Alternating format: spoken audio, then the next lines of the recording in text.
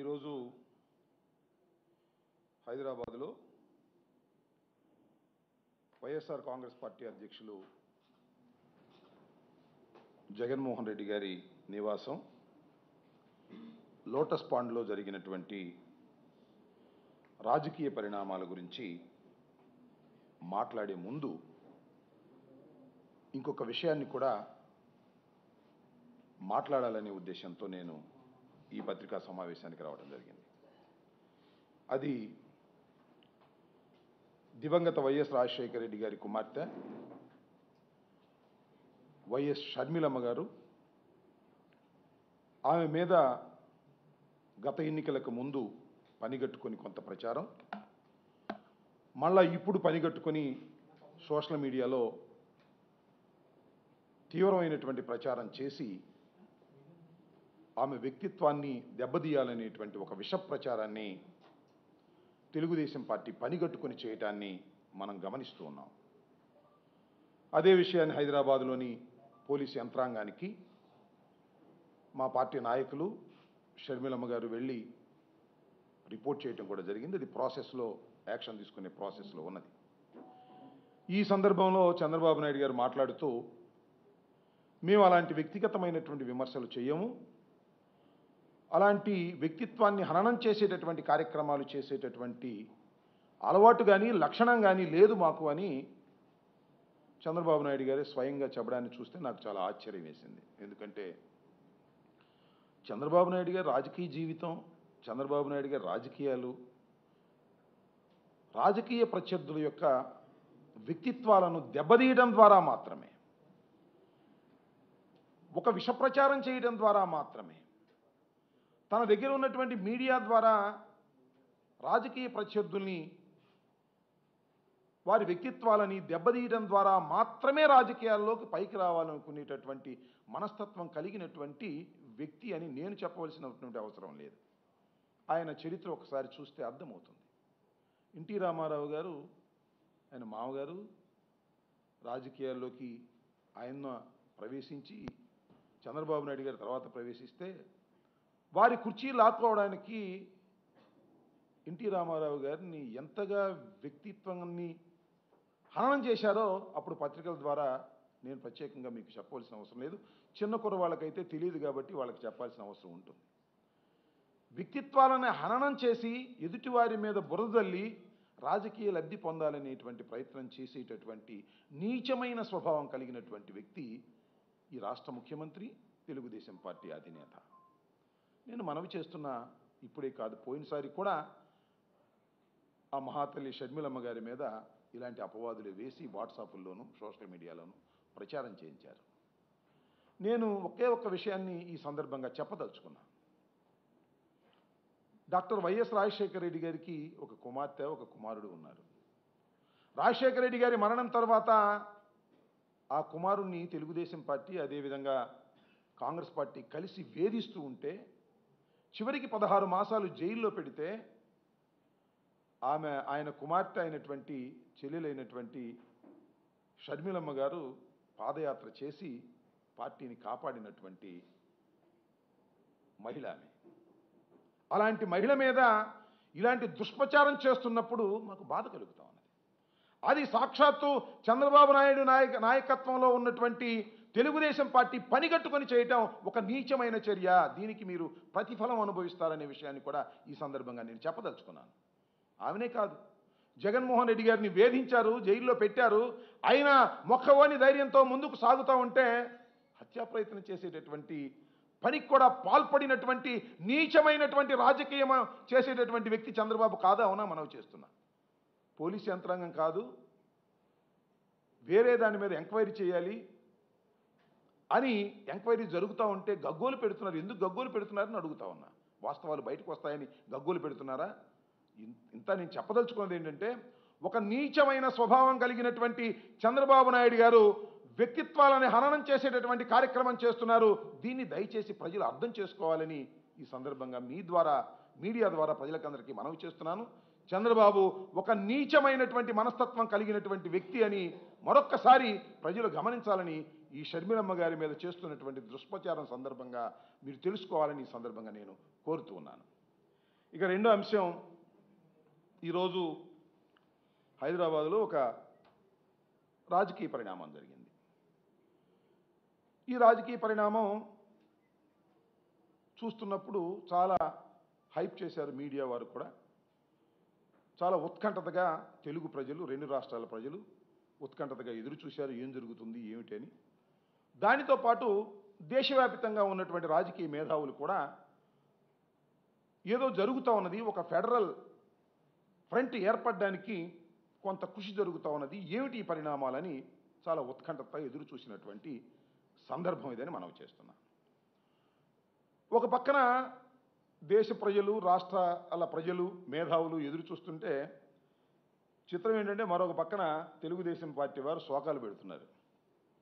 ఆయన ఎవరు, ఉమా గారు ఆ టీవీల ముందు శోకాలు పెడుతున్నాడు, శాపరార్థాలు పెడుతున్నాడు. అసలు ఎట్ట గెలుస్తారు మీరు, ఏం గెలుస్తారు మీరు, ఆయన అట్ట చేశాడు ఇట్ట చేశాడు ఏదేదో చెప్తూ ఉన్నాడు. ఒక ఆయన ఏమో కలిసినా పర్వాలేదు మాకు 160 సీట్లు వస్తాయి 180 సీట్లు వస్తాయని ఒక ఆయన చెప్తున్నాడు. కలవటం ఏమిటి, అసలు ఏమిటి పరిణామం, జరుగుతున్న పరిణామం ఏంటి, మీరు మాట్లాడుతున్నటువంటి ధోరణి ఏమిటి? ఏమైనా మేము టీఆర్ఎస్ కలిసి ఆంధ్ర రాష్ట్రంలో పోటీ చేస్తున్నామా? కలిసి మేమన్న పొత్తు కోసం వెంపర్లాడుతున్నామా? ఒక జాతీయ వేదికను ఏర్పాటు చేయాలనేటువంటి భావన టీఆర్ఎస్ అధినేత, తెలంగాణ ముఖ్యమంత్రి భావించారు. దానికి ఫెడరల్ ఫ్రంట్ అని పెట్టి రాష్ట్ర ప్రయోజనాలను కాపాడడానికి దేశవ్యాప్తంగా తిరుగుతూ ఉన్నారు. అనేక మందిని కలిశారు. అదే క్రమంలో అయ్యా మేము కూడా మీతో కలుస్తాము, మీతో చర్చిస్తాము అని కేసీఆర్ గారు ఫోన్ చేసి కేటీఆర్ గారిని ఒక బృందాన్ని మీకు పంపుతున్నాము, వారితో చర్చించండి అని చెప్పారు. ఎస్ కమాన్ రండి, మీతో మేము చర్చిస్తాం అని అంటే వారు లోటస్ పాండ్లో జగన్మోహన్ రెడ్డి గారి ఇంటికి వచ్చి ఒక అరగంటో గంటో చర్చించి వెళ్ళారు. జగన్మోహన్ రెడ్డి గారు, కేటీఆర్ గారు దానిలో ఉన్నటువంటి అంశాలను కూడా వివరంగా వివరించారు. ఇది జరిగినటువంటి పరిణామం. ఇక్కడ మేధావులు ప్రజలకి అందరికీ తెలుసు, కానీ చంద్రబాబు నాయుడు గారికి తెలిసి చెప్తున్నాడో తెలియక చెప్తున్నాడో నాకు అర్థం కాలేదు. కేసీఆర్ గారు కానీ టీఆర్ఎస్ కానీ ఆంధ్ర రాష్ట్రంలో పోటీ చేయడం లేదు, మాతో పొత్తు పెట్టుకోవడం అంతకంటే లేదు. ఇప్పుడు జరుగుతున్న పరిణామం ఏమిటంటే ఆ రాష్ట్రంలో వాళ్ళకి కొన్ని సీట్లు ఉన్నాయి, మా రాష్ట్రంలో మాకు కొన్ని సీట్లు ఉన్నాయి, మేము పోటీ చేస్తాం. పోటీ చేసిన తర్వాత జాతీయ స్థాయిలో ఒక ఫెడరల్ ఫ్రంట్ ఏర్పాటు చేసుకొని కేంద్ర ప్రభుత్వంతో వచ్చేటటువంటి సక్రమమైనటువంటి నిధులను కానీ హక్కుల్ని కానీ మనం గట్టిగా వసూలు చేసేటటువంటి కార్యక్రమంలో మనం కలిసిమెలిసి ఉండాలి అనేటువంటి ఒక ప్రతిపాదనని మా టేబుల్ మీద పరిశీలనకు వచ్చింది, పరిశీలిస్తున్నాం, చర్చిస్తున్నాం. దానిలో భాగంగా మీ అందరికీ తెలుసు ప్రత్యేక హోదా. ఈ ప్రత్యేక హోదా ఈ ఫెడరల్ ప్రభుత్వం, ఫెడరల్ ఫ్రంట్ ప్రత్యేక హోదాకి సహకరిస్తుందా లేదా అంటే ఎస్ మేము సహకరిస్తామని సాక్షాత్తు కేసీఆర్ గారు, పక్క రాష్ట్ర ముఖ్యమంత్రి గారు మీ రాష్ట్రానికి ప్రత్యేక హోదా ఇవ్వడం ధర్మం అని చెప్పిన తర్వాత ఆయనకి భోజనం పెట్టి మీతో చర్చిస్తే తప్ప, అది ఇదేమన్నా ఘోరమా, ఇదేమన్నా అన్యాయమా? అరే ఎంత రంకెలేస్తున్నారని నాకు అర్థం కాలేదు. తెలంగాణకి ఆంధ్ర రాష్ట్ర ప్రయోజనాలను తాకట్టు పెట్టేస్తున్నాడు జగన్మోహన్ రెడ్డి గారు. కేసుల్ని భయపడి కేసీఆర్తో కలిసిపోతున్నాడు. ఏం మాట్లాడుతున్నారు మీరు? నేను ఒకే ఒక్క విషయాన్ని అడుగుతా ఉన్నా చంద్రబాబు నాయుడు గారిని, చంద్రబాబు నాయుడు గారి బృందాన్ని. అయ్యా చంద్రబాబు నాయుడు గారు మొన్న ఈ మధ్యనే ఎన్నికలు జరిగాయి. ఎన్నికలు జరిగినప్పుడు మీరు కాంగ్రెస్ పార్టీతో వెళ్ళారు, ఓడిపోయారు. ఇది అంశం ఒకటి. కాంగ్రెస్ పార్టీతో వెళ్ళక ముందు మీరేం చేశారు? మీరే చెప్పారు, మేం చెప్పలా. మీరే చెప్పారు. ఏం చెప్పారు? మేము కేసీఆర్ని అడిగాం, మనం కలిసి పనిచేద్దాం, కలిసి పోటీ చేద్దాం, మీకు కొన్ని సీట్లు ఇవ్వండి. మొన్న 13 తీసుకున్నారు, ఇక్కడ 15, 16 అడిగాడు. అడిగితే కేసీఆర్ ఏమన్నాడు? చిబా నీతో సంబంధం ఏంటి మాకు, నువ్వు పెద్ద దుర్మార్గుడివి, నీతో మేము పొద్దు పెట్టుకోం పో అంటే పోయి కాంగ్రెస్ పార్టీ దగ్గరికి వెళ్ళావు. వాళ్ళకి సిగ్గు శరం లేదు కాబట్టి నీతో పొత్తు పెట్టుకున్నారు, ఓడిపోయారు. ఇవాళ నువ్వేమంటున్నావు? కేసీఆర్తో పొత్తు పెట్టుకోవడానికి ప్రయత్నం చేసినటువంటి చంద్రబాబు నాయుడు గారు పొత్తు కాదు పొమ్మన్న తర్వాత ఇవాళ చర్చలు జరపడమే తప్పు. మేము పొత్తు కట్టలేదు, గుర్తుపెట్టుకోవాలి ప్రజలందరూ కూడా. చంద్రబాబు నాయుడు గారు కూడా గుర్తుపెట్టుకోవాలి, మేము పొత్తుకు వెళ్ళడం లేదు. 175 సీట్లకి ధైర్యంగా పోటీ చేసే శక్తి, సామర్థ్యం జగన్మోహన్ రెడ్డి గారికి, వైఎస్ఆర్ కాంగ్రెస్ పార్టీకి ఉన్నది. మేము కేసీఆర్ గారితోనూ కేటీఆర్ గారితోనూ చర్చలు జరుపుతున్నది దేశవ్యాపితంగా ఉన్నటువంటి ఒక వేదికను ఏర్పాటు చేసే క్రమంలో మాతో వారు చర్చించడానికి వచ్చినప్పుడు ఆహ్వానించి మర్యాదగా వారితో చర్చలు జరిపితే ఏందయ్యా గంగ వెర్రి వెత్తులు పోతున్నారు మీరు? నాకు అర్థం కాలేదు. అదే స్వామి చెప్పినట్టు ఏనుగు వెళ్తుంటే కుక్కలు మరిగినట్టుగా ఇవాళ లోటస్ పాండ్లో జరుగుతుంటే కుక్కలు మరిగినట్టుగా ఎందుకయ్యా టీవీల్లో మరుగుతారు? నాకు అర్థం కాలేదు. ఆయన దేవినేని ఉమాగాడు చెబుతున్నాడు, కేసీఆర్ అలాంటి వాడు, కేసీఆర్ ఇలాంటి వాడు, కేసీఆర్ అప్పుడు అలా చేశాడు, ఇప్పుడు ఇలా చేశాడు, ఆంధ్రోళనను తిట్టాడు, వాళ్ళని తిట్టాడు. అయ్యా ఎన్ని తిట్టాడు కరెక్టే ఒప్పుకుందాం. మరి మీరు ఎందుకు అడిగారా ఆయన్ని పొత్తు పెట్టుకుంటామని? ఆ రోజున మీకు గుర్తులేదా? మీ చంద్రబాబు నాయుడు గారికి గుర్తులేదా? చంద్రబాబు నాయుడు గారికి నువ్వు చెప్పలేదా? ఊరినే శోకాలు పెడుతున్నాయి వాళ్ళ పోలవరానికి ఏదో గందరగోళం చేశాడని చెప్తున్నావు. ఆ రోజున మీరెందుకు కేసీఆర్ కాళ్ళు పట్టుకోవడానికి ప్రయత్నం చేశారు, సీట్లు ఎగడానికి ప్రయత్నం చేశారు? ఎక్కడో కాదది.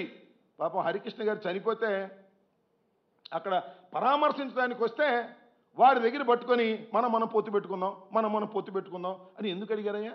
ఆ రోజున మీకు బుద్ధి జ్ఞానం లేదా? మీరు పొత్తు పెట్టుకుంటేనేమో అది రాజకీయ ప్రయోజనాలు, రాష్ట్ర ప్రయోజనాలు.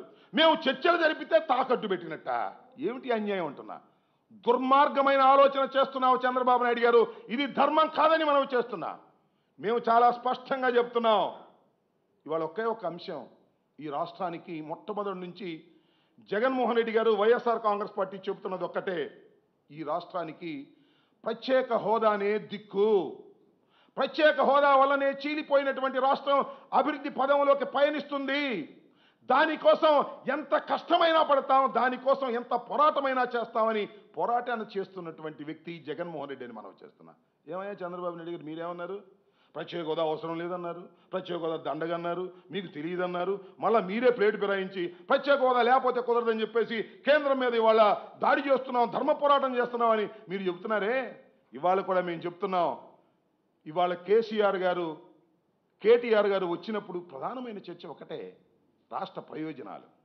ఈ రాష్ట్రానికి ఏ ప్రయోజనాలు జరుగుతాయి? ప్రత్యేక హోదా సాధనలో ఫెడరల్ ఫ్రంట్ ఉపయోగపడుతుందా లేదా? మీ అభిప్రాయం ఏమిటి అని మేము అడిగితే ఇందాక చెప్పారు కేసీఆర్ గారు, కేటీఆర్ గారు ఇంతకుముందు కూడా చెప్పారు, ఆంధ్ర రాష్ట్రానికి ప్రత్యేక హోదా ఇవ్వడం ధర్మమని పక్కనే ఉన్నటువంటి రాష్ట్రం చెబుతున్నప్పుడు వారిని మనం సంప్రదించడం తప్ప, వాటితో చర్చించడం తప్ప? చెప్పండి చంద్రబాబు నాయుడు గారు. మీరు ఏదేదో చెప్తున్నారు, ప్రత్యేక హోదా ఇస్తామని చెప్పినటువంటి ప్రభుత్వంతో కలిసిమెలిసి పనిచేసి ఎగ్గొట్టినటువంటి దుర్మార్గమైనటువంటి మనస్తత్వం, దుర్మార్గమైనటువంటి రాజకీయం చేసినటువంటి మీరు ప్రత్యేక హోదా కోసం పాకులాడుతున్నటువంటి రాజకీయ పార్టీ వైఎస్ఆర్ కాంగ్రెస్ పార్టీ అని మనం చేస్తున్నాం. ప్రత్యేక హోదా కోసం ఎంత దూరమైనా వెళ్ళి పోరాటం చేయడానికి సిద్ధపడినటువంటి రాజకీయ పార్టీ వైఎస్ఆర్ కాంగ్రెస్ పార్టీ అని మనం చేస్తున్నాం. ఎన్నో నిరాహార దీక్షలు చేశాం, ఉద్యమాలు చేశాం, విద్యార్థుల్ని చైతన్యపరిచాం. ఇవాళ ఫెడరల్ ఫ్రంట్ వస్తుంది అంటే దానిలో మన అంశాలు ఏమన్నా పనికొస్తాయా లేదా?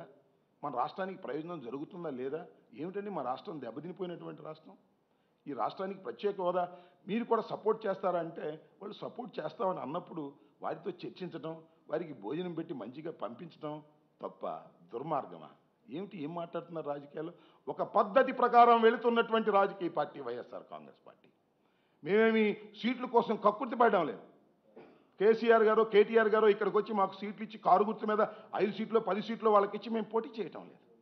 ఒక పద్ధతి ప్రకారం జాతీయ రాజకీయాల వేదిక తప్ప ఇది రాష్ట్రంలో పొత్తులు కాదు. చంద్రబాబు నాయుడు గారు గుర్తుపెట్టుకోమని మనం చేస్తున్నాం. ఏదో మేము రాష్ట్రంలో పొత్తులు కలిసిపోతున్నట్టు, రాష్ట్రంలో వారికి ఏదో సీట్లు ఇస్తున్నట్టు, కేటీఆర్ గారు ఇక్కడికి వచ్చి ప్రచారం చేస్తే మీకు 160 సీట్లు వస్తాయి, ఇదంతా మాకంతా ఉపయోగమేను. ఉపయోగం అయితే ఎందుకయ్యా గగ్గోలు పెడతారు? కాముగా కూర్చోవచ్చు కదా, మీకు ఉపయోగం జరుగుతుంది మేము చేసే చర్యల వల్ల. మీరు కాముగా కూర్చోవచ్చు కదా, ఎందుకు గగ్గోలు పెడుతున్నారు, ఎందుకు శోకాలు పెడుతున్నారు? ఇది దుర్మార్గం. మీరు ఏది చెబితే అది జరుగుతుందని మీరు అనుకుంటున్నారు. ఈ పత్రికలు కూడా ఏది చెబితే అది రాసే ప్రయత్నం చేస్తున్నారు. ఇది దుర్మార్గమైనటువంటిది. ఒక మంచి ఆలోచన జరుగుతా ఉన్నది ఈ రాష్ట్రంలో. జగన్మోహన్ రెడ్డి గారు చాలా కష్టపడి పాదయాత్ర చేశారు. ఒక మంచి ఆలోచన చేస్తున్నాం. ఈ రాష్ట్రాన్ని భవిష్యత్తులో అభివృద్ధి చేసేందుకు ఏ విధమైన మార్గాలు ఉన్నాయి, ఏ విధంగా ముందుకు సాగాలి అనే దాని మీద ఆలోచన క్రమంలో ఇవాళ కేసీఆర్ గారి ఆహ్వానం, కేటీఆర్ గారు రావడం, ఒక మంచి పరిణామంగానే ఇది రూపుదిద్దబోతుందనేటువంటి భావన మాకున్నది. చూద్దాం, మంచి పరిణామం అయితే వెల్కమ్ చేస్తాం, మంచి పరిణామం కాకపోతే వెల్కమ్ చేయం. అల్టిమేట్గా ఒకటే గుర్తుపెట్టుకోండి, అల్టిమేట్గా రాష్ట్ర ప్రయోజనాలే వైఎస్ఆర్ కాంగ్రెస్ పార్టీ ప్రధాన ధ్యేయం. ఇవాళ ఇక్కడ 25 సీట్లు ఉన్నాయి, అక్కడ 17 సీట్లు ఉన్నాయి. మొత్తం 42 సీట్లుగా ఉన్నటువంటి ఆంధ్రప్రదేశ్ రెండుగా చీలిపోయింది, బలహీనపడిపోయింది. కానీ ఇలాంటి కలయికలు జరగడం వలన ఒక బలమైన శక్తిగా రూపుదిద్దుతుందేమో, బలమైన శక్తిగా రూపుదిద్ది ప్రత్యేక హోదా ఇవ్వక తప్పని పరిస్థితి కేంద్ర ప్రభుత్వాలకి ఏర్పడుతుందేమో, ఏర్పడాలి అనేటువంటి వెదుకులాటలో మేము ఉన్నామయ్యా. ఆ వెదుకులాటలో కూడా మీరు ఏదేదో చూసి భయపడితే తప్పది. ఈ రాష్ట్ర ప్రయోజనాలే మాకు ప్రధానం, బాగుపడాలి ఈ రాష్ట్రం. చీలిపోయి నష్టపోయాం, నీ మాటలిని మరింతగా నష్టపోయాం. అమరావతి అద్భుతం అని చెప్పి నాశనం చేస్తున్నావు నువ్వు, కేవలం కమిషన్ల కోసం కక్కుర్తి పడుతున్నావు. చివరికి కనకదుర్గమ్మ వారిని కూడా పూర్తి చేయలేనటువంటి దుర్మార్గమైనటువంటి పరిస్థితుల్లో నువ్వు ఉన్నావంటే ఇంక నువ్వేం అడ్మినిస్ట్రేషన్ చేస్తున్నావో నాకు అర్థం కాలేదు చంద్రబాబు నాయుడు గారు. మేము మంచిగా చాలా దృఢ సంకల్పంతో ముందుకు వెళుతున్నటువంటి రాజకీయ పార్టీ వైఎస్ఆర్ కాంగ్రెస్ పార్టీ. ప్రతి విషయంలోనూ రాష్ట్ర ప్రయోజనాన్ని మేము పెట్టుకుని ఉంటాం, రాష్ట్ర ప్రయోజనాన్ని మేము ప్రత్యేకంగా చూసుకుంటూ ముందుకు వెళ్ళేటటువంటి పరిస్థితిలో మేము ఉంటాం తప్ప మరొకటి కాదనే విషయాన్ని దయచేసి చంద్రబాబు నాయుడు గారు అండ్ కంపెనీ గుర్తుపెట్టుకోవాలి. అనవసరంగా పిచ్చి పిచ్చిగా మాట్లాడి రాష్ట్ర ప్రయోజనాలను దెబ్బతీసే విధంగా మీరు వెళ్ళవద్దని ఈ సందర్భంగా నేను మనవి చేస్తూ, రాష్ట్ర ప్రజలు కూడా ఆలోచన చేయాలి, ఈ మంచి పరిణామాలను ఆహ్వానించేటటువంటి క్రమంలో మీరందరూ కలిసి రావాలని ఈ సందర్భంగా నేను హృదయపూర్వకంగా వైఎస్ఆర్ కాంగ్రెస్ పార్టీ తరఫున కోరుకుంటూ ఉన్నాం. ఇంకా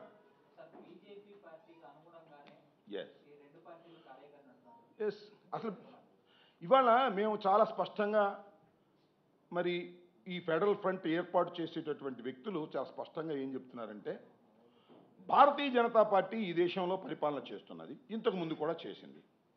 కాంగ్రెస్ పార్టీ ఈ దేశంలో పరిపాలన చేసింది, ఇంతకు ముందు కూడా చేసింది, చాలా సంవత్సరాలు చేసింది. ఈ రెండిటికీ ఆల్టర్నేటివ్గా ఫెడరల్ ఫ్రంట్ కావాలి అనేటువంటి ప్రయత్నం జరుగుతూ ఉన్నదని మేము స్పష్టంగా చెప్తా ఉంటే, ఇది బీజేపీకి అనుకూలం. ఏంది బీజేపీకి అనుకూలం అయితే బీజేపీతో పోవాలా? నువ్వు పోయినట్టు పోయినసారి పవన్ కళ్యాణ్ నువ్వు కలిసి బీజేపీతో పోయినసారి పోయావు కదా, అట్లా పోతే బీజేపీకి అనుకూలం. కానీ బీజేపీకి, ఎన్డీఏకి, యూపీఏకి ఆల్టర్నేటివ్గా ఒక థర్డ్ ఫోర్స్ని ఎమర్జ్ చేయాలి అనేటువంటి ప్రయత్నాన్ని ఎందుకు హర్షించలేకపోతున్నావు చంద్రబాబు నాయుడు గారు అంటున్నా.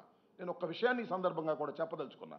దేశవ్యాపితంగా భారతదేశానికి స్వాతంత్రం వచ్చిన కొత్తలో కమ్యూనిస్టులు, కాంగ్రెస్ పార్టీ వాళ్ళు దేశవ్యాప్తంగా ఉండేవారు, దేశవ్యాప్తంగా వారికి బలం ఉండేది. కానీ రాను రాను కాలానుగుణంగా జాతీయ పార్టీలు బలహీనపడిపోయాయి, ప్రాంతీయ పార్టీలు బలమవుతున్నటువంటి దశ. ప్రాంతీయ పార్టీల కలయికతో తప్ప ప్రభుత్వాలను ఏర్పాటు చేసే పరిస్థితి లేని దశలో ఇవాళ భారత రాజకీయాలు ఉన్నటువంటి ఈ తరుణంలో అన్ని రాష్ట్రాల్లో ఉన్న ప్రాంతీయ పార్టీలను ఒక వేదిక మీదకు తీసుకొచ్చేటటువంటి ఒక ప్రయత్నం ఎవరైనా చేస్తున్నప్పుడు ఈ ప్రయత్నం మంచిదేనని పరిశీలించడం తప్పు కాదు. మేము ఒకటే మనవి చేస్తున్నా, యూపీఏకి, ఎన్డీఏకి ఆల్టర్నేటివ్గా ఏర్పాటు కాబోతున్నటువంటి ఫెడరల్ ఫ్రంట్ని మేము పరిశీలిస్తున్నాం, చర్చిస్తున్నారు. నేను ఇంకోటి కూడా మనవి చేస్తున్నా ఈ సందర్భంలో, కేటీఆర్ గారు ఇందాక చెప్పారు, నేను ప్రాథమికంగా ఈ రోజున చర్చించాం, ఇది ప్రైమాఫేసి చర్చలు జరిగాయి, తర్వాత కేసీఆర్ గారే వచ్చి జగన్మోహన్ రెడ్డి గారితో మాట్లాడతారు అన్నారు. Yes, welcome. కేసీఆర్ గారే వచ్చి, ఒక రాష్ట్ర ముఖ్యమంత్రి, సీనియర్ లీడర్, ఆయనే వచ్చి అన్ని ఎక్స్ప్లెయిన్ చేసినప్పుడు రాష్ట్రానికి ప్రయోజనం కలుగుతుందనుకున్నప్పుడు ఎస్, దాన్ని గ్రీన్ సిగ్నల్ ఇస్తాం, దాన్ని పరిశీలన చేస్తాం. చర్చలు జరుగుతూ ఉన్నాయి, కాలక్రమంగా జరుగుతాయి. This is the first stage of discussions. First stage డిస్కషన్స్కి, తొలి దశ డిస్కషన్స్కి ఎందుకయ్యా బెంబేలు ఎత్తిపోతున్నారు తెలుగుదేశం వాళ్ళు? నాకు అర్థం కాలేదు. చర్చలు జరుగుతుంటేనే కంగారు పడిపోతారేంటి? మీకేంటి ప్రమాదం ఏంటి? మీకేం ప్రమాదం వచ్చి? రాష్ట్ర ప్రయోజనాలు జరిగితే ప్రమాదమా? మీకేదో ప్రమాదం వచ్చింది, మీకేదో ఇబ్బంది వచ్చింది. ఆ ఇబ్బంది ఏంటో ప్రజలకు చెప్పుకోండి తప్ప రాష్ట్ర ప్రయోజనాలను దృష్టి పెట్టుకొని భారతీయ జనతా పార్టీకి, కాంగ్రెస్ పార్టీకి ఆల్టర్నేటివ్గా ఏర్పాటు కాబోతున్నటువంటి ఫెడరల్ ఫ్రంట్లో చర్చలు జరుగుతున్నాయి. చర్చల్లో ఏ ఫలితాలు వస్తాయో కాలానుగుణంగా అర్థమవుతాయి. మేము ఎవరికి కొమ్ము గాయడానికి, చంద్రబాబు నాయుడు గారి లాగా కొమ్ములు గాయడానికి మేము సిద్ధంగా లేము, లాలూచి కుస్తీలు పట్టడానికి అంతకన్నా సిద్ధంగా లేమనే విషయాన్ని దయచేసి గమనించాలని మనవి చేస్తున్నాం.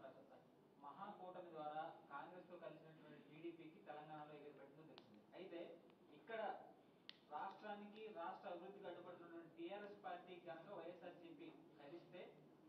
టీఆర్ఎస్లో వైసీపీకి దెబ్బ పడుతుందని చెప్పేసి వామపక్షాలు ఆలోచిస్తారు. ఒక్క విషయం, వామపక్షాలు ఆరోపించినా ఎవరు ఆరోపించినా మేము టీఆర్ఎస్తో కలవటం లేదు. ఫర్ యువర్ కైండ్ ఇన్ఫర్మేషన్, టీఆర్ఎస్తో కలిసి మేము ఇక్కడ పోటీ చేయటం లేదు.